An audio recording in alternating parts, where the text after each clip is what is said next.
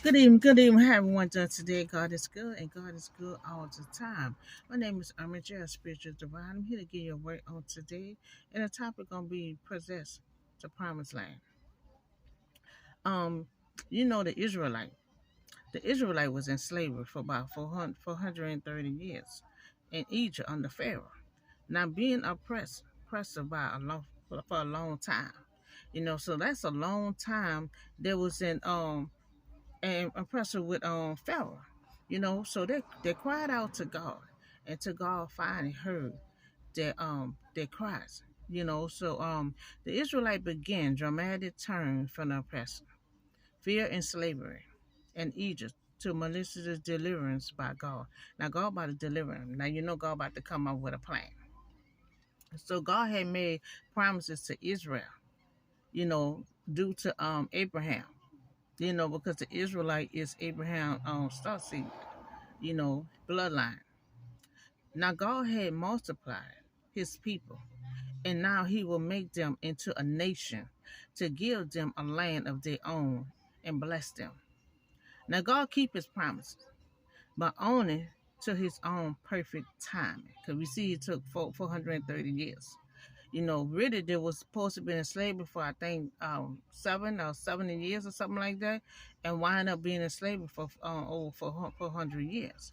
And God do things on His own timing, Now God heard their cries, and now He have a plan to deliver them out. Now God always have a plan. He always have a plan before he gets someone to proceed his plan. Now he about to call Moses from a burning bush. And this this about to be Moses' purpose to deliver the Israelite from slavery. So this about to be Moses' purpose. He about to talk to God about the burning bush, about delivering the Israelite. He gonna come from Exodus chapter 3, 7 through 8. Um Now the Lord say, now he talking to Moses. I have indeed seen the misery of my people in Egypt. So I have heard them cry out because of their slavery. Now I am concerned about their suffering. So I have come down to rescue them from the hand of Egyptians, to bring them out of their land into a good spacious land, a land floating with milk and honey. Now he telling Moses, I want them to come out of slavery, and I'm about to enter them into a land of floating with milk and honey.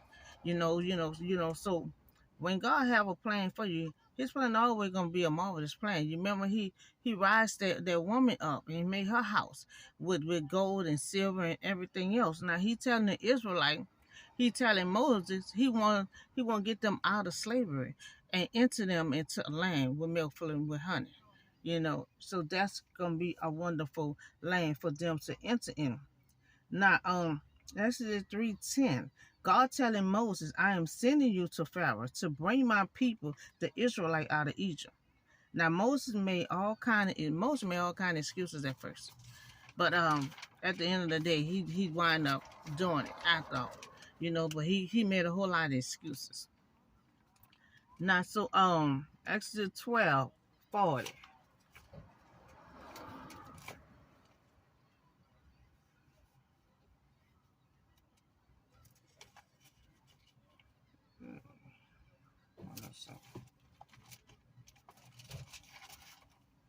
Exodus 40. So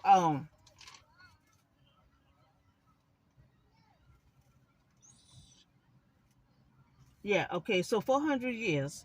At the end of the 400 years, to the very day the Lord divided left Egypt. Now now they got out of Egypt. They got out of Egypt, and the law kept them by Egypt. And this night all the Israelites are kept virgin to honor the law in the generation. So Moses got them out of slavery, and told them when they get out of slavery they have to still keep God's commandment, to have to follow through. So the Israelites are out, but they're about to come to stumbling block. Now they're out. See, when you get out of your battle, and you still enter your promised land, you still got stumbling blocks. They no, they think they're free. They're free from slavery, but it still enters the promised land. They enter the promised land because they come across some stumbling blocks. They have to cross the Red Sea. And they're like, how we gonna cross the Red Sea with all that water? They have to cross the Red Sea to cross over to try to get to their promised land. But then when they look back, they seen Pharaoh after them. Now Pharaoh let them go. All of a sudden Pharaoh changed his mind because God halted Pharaoh's heart. So then they think they're free, but they see Pharaoh behind them. So that's when God told Moses, raise your staff, cover the sea up. Cover it up so they can walk over. So when they walk over, he told Moses to open it back up. So Pharaoh and all his men can fall in it. And then, so Moses followed instructions and did what they said so they can walk over, so they can cross and try to get to their promised land. Now, their promised land, their journey is supposed to take 3 days. Why not took 40 years? Took 40 years for them to get to their promised land. So then they walk for 40 years. Now they're free. So now they complaining and they saying that they wish it would have stood what they was at. Because sometimes you can be out of your battle, but you're still not to your promised land. You're still not to the finish line. So though the Israelite journey was supposed to be 3 days and now 40 years in the desert, God took care of them. God took care of them, fed them. Their shoes didn't wear out, their foot didn't swell up. So God took care of them. Took care of them. So their journey, so they have to fight. They have to fight to get to their land. They have stumbling blocks. They have all kind of obstacles in their way. I mean, it was a long journey, and to make it to the promised land. So now Moses is dead and Joshua is taking over. Joshua taking over to lead them to their promised land. So Joshua about to lead them to their promised land. Due to Abraham. So when God promised you something, it's not easy to enter. Sometimes you got to fight to get to what is yours. So now the Israelite about to fight to get what is theirs. So they're at the finish line, but they still can't cross over the finish line, until they knock down some walls. They got to knock down some walls. They got a big wall they got to knock down to possess their land. And when they possess their land, they still got to fight everybody out the land to possess their land. So it's not easy. When sometimes you get to the finish line, you still, they're trying to fight your way through. So the Israelite at the finish line, but can't cross over until the big wall comes down. And when they enter, they still have to drive everyone out to possess their land. Now, when you're on your journey, it's not easy to possess what is yours. Sometimes you have to fight your way through. Sometimes you might have to knock some walls down. There's all kind of obstacles getting your way when you're trying to get to the finish line. And sometimes you can get right there at the finish line. And there's all kind of stuff that you still have to knock down to get out your way. So Joshua 6:20, they look at Joshua and they're at the wall. So they got to walk around this wall by 7 times. They got to walk by this wall by 7 times. So when the trumpet sound, and the people shouted at the sound of the trumpet, and when the people made a loud shout, the wall collapsed. They had to walk around that wall 7 times. And then they had to shout and blow the pump and trumpet and everything else for this wall to collapse. So every man charged straight in, and they look at the city and devote the city to the Lord. Destroy every living thing that's in it. Now God told them, okay, you knock the wall down. Now it's still some more fighting. Now God said when you get in there, now you got to drive everyone out. So you have to fight to get to what is yours. Just because you free out of your battle, but you still have to cross. You can get the finish line, but that don't mean you don't cross over. You still have to cross over that finish line to say you won. So The Israelite was free. When they got free, they thought they was free. And all kind of obstacles got in their way along that journey. And then when they get to the promised land, that's a big old wall right there. And people are still living in the promised land. So then they got to tear the wall down. Then when they get in, God said you got to drive everybody out so to possess the land. So it's not easy when you have to possess something. You free, but then you still got to cross over. You got to cross over to get to your promised land. Israel now was free, but then they still had to cross over. They had to tear down some walls, and that sometimes you got to tear down some walls. Sometimes you got to hoop and hide. Sometimes you got to do all kind of stuff to get to where you need to get to. Sometimes, because you'll just be right there by that finish line and trying to cross over that finish line. So the Israelite over 40 years journey. After 40 years journey, they get right there in Canada, their promised land. But then they got so many people still living in the promised land. Then you got a big old wall right there, so they got to tear walls down to even get to the promised land. So the wall came tumbling down. The Israelite promised land is in Canada.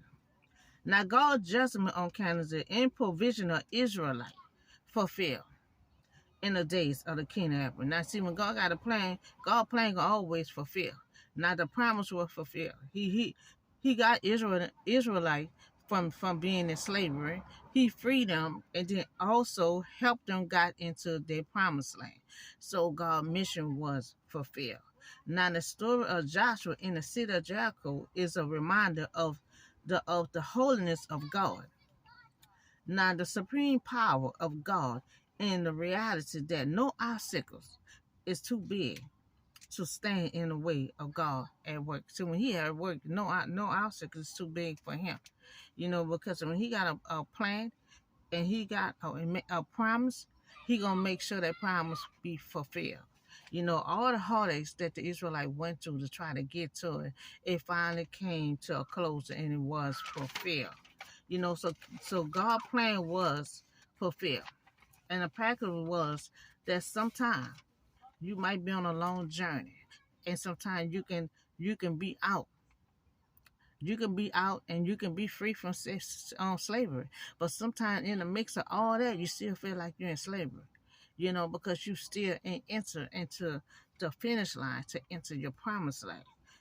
So Israel, they complained they went through a whole lot, but they finally got to cross over to finish line. They had to tear down walls. They had to drive out people out their land and everything else to possess it.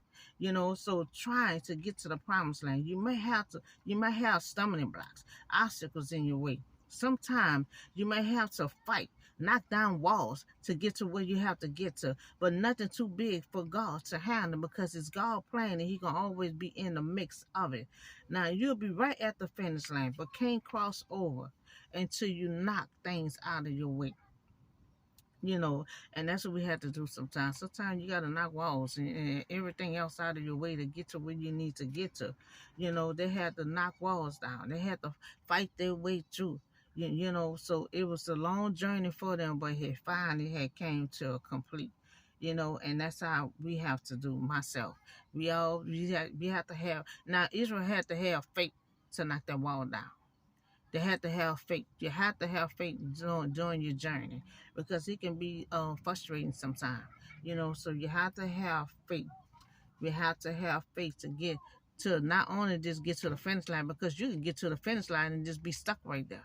You have to get to the finish line and you have to cross over. You cross over, that's when you win. When they had that line right there and you're running to the finish line, you can't just stop right there by the rope. You got to cross over that rope to win.